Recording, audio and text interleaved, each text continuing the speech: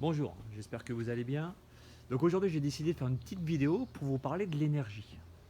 Donc souvenez-vous, dans l'activité précédente, je vous avais donné différents indices pour découvrir un mot mystère, et ce mot mystère, c'était le mot énergie.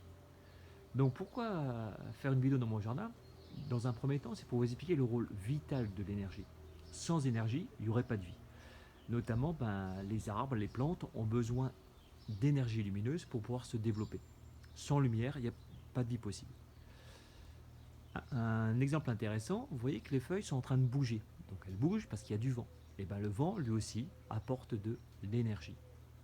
Donc souvenez-vous, j'avais donné comme indice, je lui avais dit que le mot à trouver, c'était un mot qui était quelque chose qui était omniprésent autour de nous et invisible.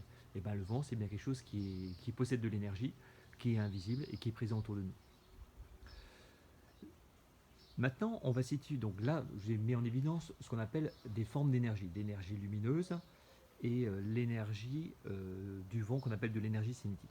En ce moment même, pour filmer cette vidéo, j'utilise un téléphone portable qui a besoin d'énergie électrique. L'électricité, c'est aussi une autre forme d'énergie. Quand vous faites du sport, sans vous en rendre compte, vous utilisez aussi différentes formes d'énergie. Et bien, pour mieux vous expliquer cela, je vais demander à ma fille de vous faire une petite démonstration de trampoline. Donc vas-y Jeanne, tu commences. Donc ma fille Jeanne, sans s'en rendre compte, quand elle fait du trampoline, elle va utiliser différentes formes d'énergie. Au total, il y en a 4. Je vous laisse un petit peu réfléchir. Quelles sont ces 4 formes d'énergie? Donc est-ce que le trampoline a une importance? Est-ce que les muscles ont une importance? Est-ce qu'il n'y aurait pas aussi quelque chose de très important qui ferait retomber ma fille sur la toile du trampoline? Donc pour vous expliquer ces différentes formes d'énergie qui sont mises à contribution quand on fait du trampoline, je vais demander à ma fille Jeanne d'arrêter et je vais utiliser un marteau. Donc oui, en ce moment même, je tiens un marteau dans ma main. Donc ce marteau, il est lourd. Il est lourd parce qu'il est attiré par la terre. C'est-à-dire que ce marteau, il a un poids. Donc souvenez-vous, le poids, c'est une force exercée par la terre, c'est une force verticale et dirigée vers le bas.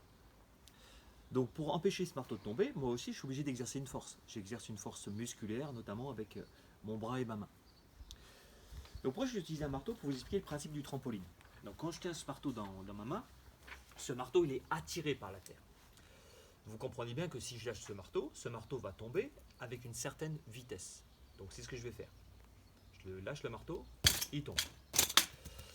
Donc quand ce marteau tombe, il a de la vitesse, il va posséder alors ce qu'on a une énergie, une forme d'énergie qu'on appelle de l'énergie cinétique.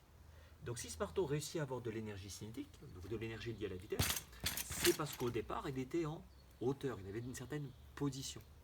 Vous comprenez bien que plus le marteau va être haut, plus il va avoir une plus grande vitesse et il aura plus d'énergie cinétique. C'est-à-dire, ce qui se passe au départ, mon marteau, il a en lui de l'énergie de position qui dépend de sa hauteur notamment. Quand je vais le lâcher, il va avoir de plus en plus de vitesse, il va avoir de l'énergie cinétique. Et ensuite, le marteau, quand il va toucher la toile du trampoline, il va pouvoir déformer la toile. La toile va emmagasiner de l'énergie élastique. Et ensuite, la toile va vouloir reprendre sa forme de départ et elle va repropulser le marteau en hauteur, qui va de nouveau avoir de la vitesse, qui va avoir de l'énergie cinétique. Ensuite, ce marteau va monter, monter, monter. Il va avoir une certaine hauteur. Il va de nouveau avoir de l'énergie de position. Ensuite, de nouveau, le même cycle va se reproduire.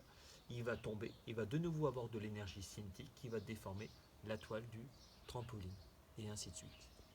Donc quand on fait du trampoline, je vais demander à Jeanne de remonter sur la toile.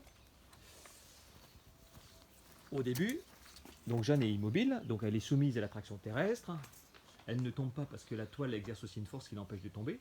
Pour pouvoir justement sauter, au départ, elle va devoir prendre une impulsion. Elle va avoir besoin d'énergie musculaire. Donc vas-y Jeanne, commence. Donc Jeanne a pris une impulsion, elle utilise de l'énergie musculaire. Donc quand elle est au plus haut, elle a un maximum d'énergie de position. Quand elle va tomber, elle va avoir de la vitesse, de l'énergie cinétique qui va déformer la toile du trampoline. Et ensuite, la toile va propulser Jeanne vers le haut, et ainsi de suite. Donc là, grâce au trampoline, je vous ai montré différentes formes d'énergie. Donc le petit travail que je vais vous demander aujourd'hui, c'est assez simple. Je vais vous demander de faire une recherche documentaire sur Internet pour essayer de trouver toutes les formes d'énergie qui existent. Donc je vous souhaite une bonne journée et je vous dis à bientôt.